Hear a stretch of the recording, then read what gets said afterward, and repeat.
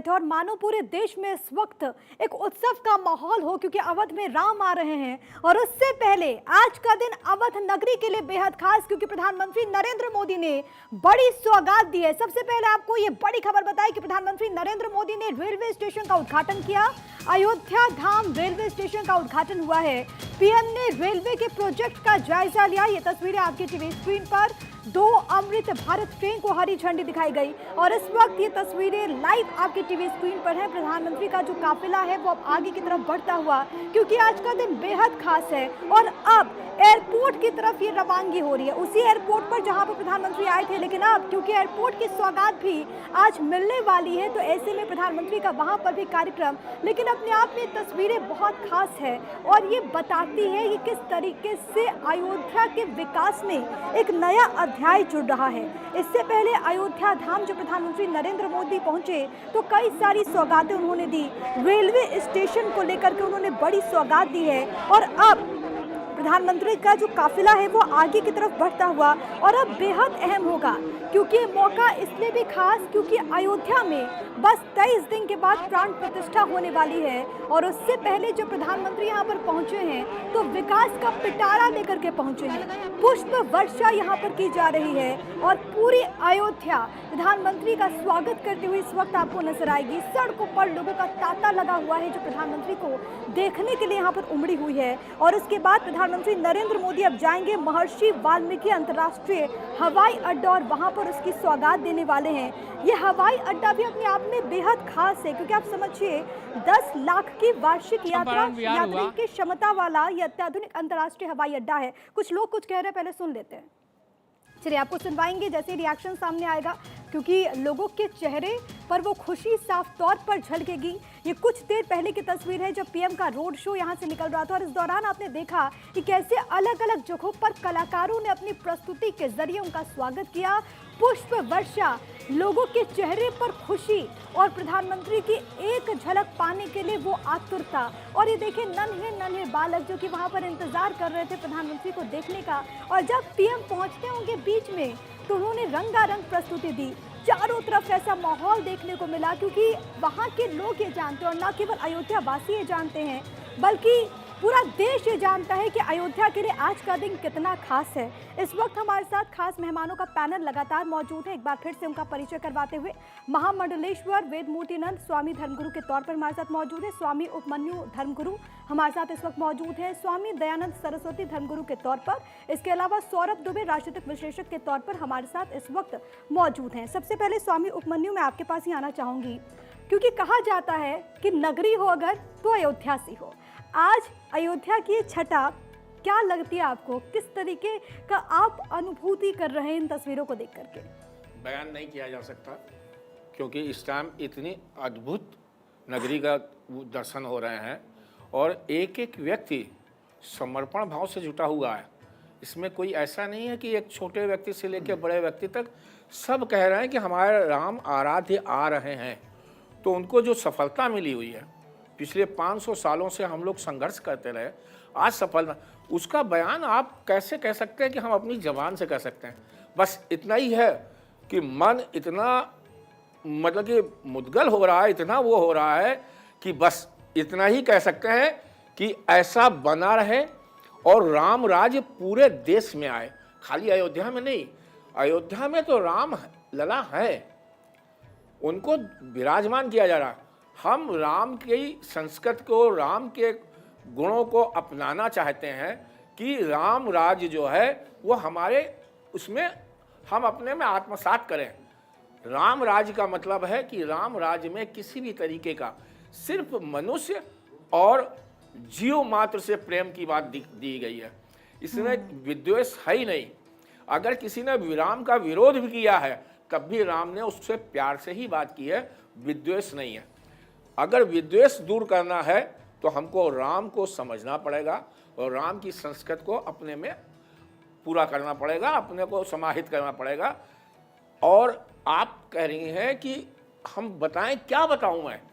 इतना मुद्गल हूं, इतना वो हूं, प्रसन्न हूं कि हमारी जो मैं जुड़ा हुआ था 1987 से, मैं इससे जुड़ा हुआ हूं रामराज से। जब उन्होंने 1987 में जो नवरात्र की नवमी थी 5 अप्रैल 1987, जब रामलीला ग्राउंड में वो हुआ था और लाठियां चली थी और वो बेदी दंगा हुआ था, उस टाइम किरण बेदी उसी टाइम आई हुई थी।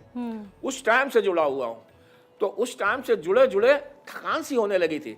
आज इतनी प्रसन्नता है कि मैं कह ही नहीं सकता, अभिव्यक्ति की कोई वही नहीं है। भाव से नजर आ रहा है स्वामी जी, और कहते भी है ना कि अवध तहाँ जहाँ राम निवासु।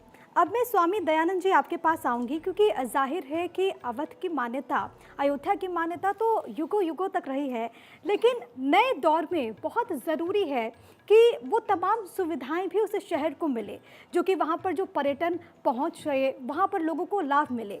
इस दिशा से इस विकास की यात्रा को आप कैसे देखते हैं, और आज प्रधानमंत्री जो बड़ी सौगात लेकर के पहुँचे हैं, इसको आप कैसे देख रहे हैं स्वामी? देखिए, मैं रामायण से विधत करता हूँ। नमामि भक्त वत्सलम कृपालशील कोमलम भजामि ते पदाम्बुजम अकामिनां सुधामिदं निकाम साम सुंदरम भवाम्बुनाथ मंदिरम प्रफुल्ल कंजलोचनम मदादि दोष मोचनम प्रलंब बाहु विक्रमम प्रभु प्रमेय वैभवम निशंग चाप सायकम धर्म त्रिलोक नायकम दिनेश वंश मंदनम महेश चाप खंडनम मुनीन्द्र संत रंजनम सुरारि वृद्ध भजनम मनोज वैरि बंदितम अजादि देव सेवितम विशुद्ध बोध विग्रहम समस्त दोषणापहम नमामि इंद्रांपति सुखंकरम सतां गति भजम सशक्ति सानुजम सचीपति प्रियानुजम तदंगरी मूल ए नरा भजंति हीन मत्सरा पतंति नो भवारण में वितर्क बीच संकुले विभक्त वासिन सदा भजंति मुक्त मुदा निरस्य इंद्रियादिकम प्रयंति ते गति समं तमेक अद्भुतम प्रभु निरीहमीश्वरम विभु जगत गुरु च शाश्वतम तुरीयमेव केवलम भजामि भाव वल्लभम कुजोगिना सुदुर्लभम स्वभक्त कल्प पादुपम समम सुषेव्य मनमहम अनूप रूप भूपति न तो हमो ब्रजापति प्रसीद में नमामि ते पदाम्बुज भक्ति देहि में पठन्ति असतम इदम नरादरे न ते पदम ब्रजंति नाथ संशया ततीव भक्ति संयुक्ता। मैं कह रहा हूं कि आपके भारत 24 में यह श्लोक हो रहा है, विश्व का सबसे बड़े विद्वान अत्रि मुनि द्वारा प्रतिपादित है। तो मैं कह रहा हूं सबको इतना आनंद, वो तो मनोज बैरी बंदी तो बैरियों से भी पूजनीय है भगवान राम। तो हमारा क्या कहना है, साधुओं को तपस्या आज सफल हुई और हमारे वेद मूर्ति जी जो महामंडलेश्वर हैं ये हमारे साथ हैं। तो अब कहना नहीं है, हम लोग सब गदगद है, पूरे संत समाज गदगद है। तो संत समाज गदगद है तो पूरा भारतवर्ष, पूरा विश्व गदगद है। यही मैं आपके 24 भारत के माध्यम से ये मैं विनय किया। जी बिल्कुल, आनंद चारों तरफ है और उसी आनंद की तस्वीर तो लगातार आ रही है। लेकिन सौरभ जी आपके पास मैं आऊँगी, क्योंकि हमारे देश में राम मंदिर के इर्द गिर्द सियासत लंबे वक्त तक घूमी। अब 24 से ठीक पहले 23 दिन के बाद प्राण प्रतिष्ठा का समारोह और उससे पहले प्रधानमंत्री नरेंद्र मोदी का वहां पर पहुंचना, राजनीतिक रूप से आप इसका विश्लेषण किस तरीके से करेंगे और कितना अहम यह हो जाएगा भारतीय जनता पार्टी के लिए और विरोधियों के लिए इसकी काट क्या? देखिए, निश्चित रूप से आप बिल्कुल ठीक कह रही हैं। जिस प्रकार से 90 के दशक से एक लंबा जो है राजनीतिक क्रम लगा, ताला लगाने से लेकर के ताला खुलवाने से लेकर के राम भक्तों कार सेवकों पर गोलियां चलवाने का जो पूरा प्रकरण रहा, दुर्भाग्यपूर्ण रहा। उसके बाद जब आज हम ये दृश्य देखते हैं तो विश्वास मानिए, जब 14 वर्ष बाद जो है भगवान राम जो है जब रावण को मारने के पश्चात जो है लंका की तरफ देखे तो उन्होंने स्वयं कहा कि स्वर्णमयी लंका न मिले माँ, मिले अवध की धूल मिले, सोने में कांटे चुभते हैं और मिट्टी में है फूल खिले। उस अवध की धूल जो आज भगवान राम का बाल रूप जिसकी प्राण प्रतिष्ठा की जाएगी, उस अयोध्या नगरी के अंदर आज वो 140 करोड़, देखिए ना कोई हिंदू है, ना कोई मुसलमान है, ना कोई भाजपाई है, ना कोई कांग्रेसी है, राम सबके हैं। राम को बड़े मन से सबको स्वीकार करना चाहिए। अटल बिहारी वाजपेयी जी की कविता थी, छोटे मन से कोई बड़ा नहीं होता, टूटे मन से कोई खड़ा नहीं होता। तो जितनी भी पार्टियां इस पर राजनीति कर रही हैं, मेरा सबसे विनम्र निवेदन है कि अब भगवान राम बाल रूप में प्राण प्रतिष्ठा होने जा रही है। आप भी बड़ा मन करके अपने जो भी चीजें हैं ईर्ष्या को त्याग दीजिए और भगवान राम के भक्ति में एकदम लीन हो जाइए। क्योंकि देखिए, आपने जो पाप किए वो किए होंगे, लेकिन अब पुण्य कमाने का समय आ गया।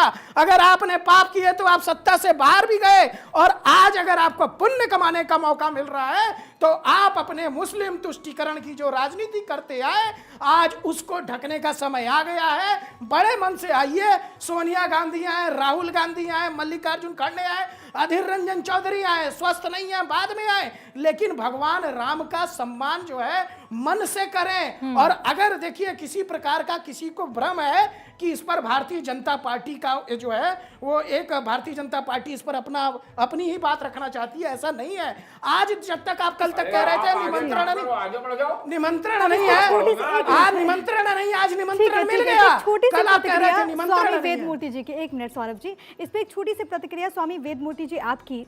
राम तो सबके हैं, लेकिन जब राम पर सियासत होती है तो संत समाज इसको कैसे देखता है? और दूसरा सवाल ये कि चलिए ठीक है कि अदालत की चौखट पर ये पूरा मसला रहा, लेकिन अयोध्या के विकास को लेकर के तो किसी ने नहीं रोका था। क्या आपको लगता है कि मजबूत इच्छा शक्ति पहले की सरकार में नहीं थी उस तरीके की? देखिए, मैं राजनीति के ऊपर टिप्पणी नहीं करूंगा क्योंकि मैं धर्म गुरु हूं।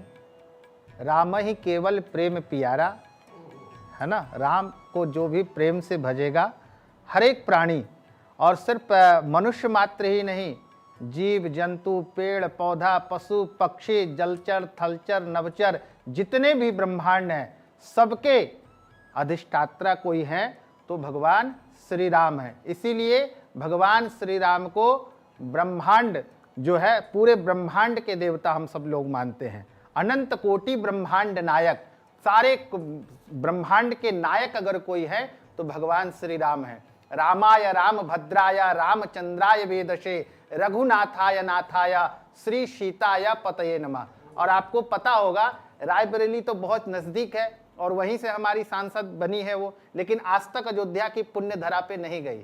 आज हमारे पूज्य दयानंद सरस्वती जी ने ऐसे ऐसे अद्भुत श्लोकों का वाचन किया, मानो आज भारत 24 अयोध्या की पुण्य धरा बन गई है।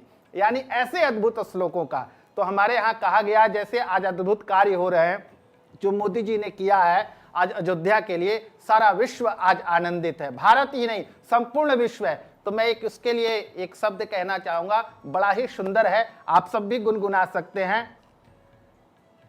राम मोदी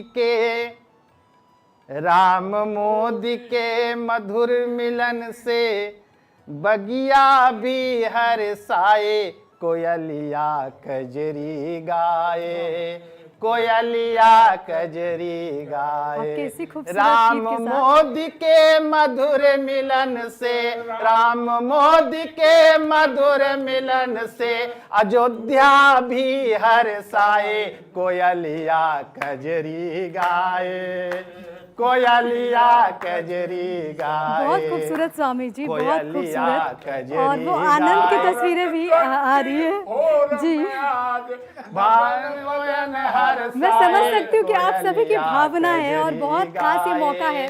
कहते भी हैं कि होइए सोई जो राम रच रखा। करके जो हमारे भारत 24 के मुख्य संरक्षक हैं डॉक्टर जगदीश जी, जो उन्होंने संकल्प लिया है और जो उन्होंने कहा है, तो मैं उनका पूर्ण समर्थन करता हूं। और मैं संतों के तरफ से भी आग्रह करता हूं कि मोदी जी को शीघ्र जो है वो भारत रत्न दिया जाए। ठीक है स्वामी जी, वक्त की थोड़ी कमी। आप सभी का बहुत धन्यवाद हमारे साथ जुड़ने के लिए। और कहते भी हैं कि होइए सोई जो राम रचि राखा, और राम की कृपा से सब कुछ हो रहा है।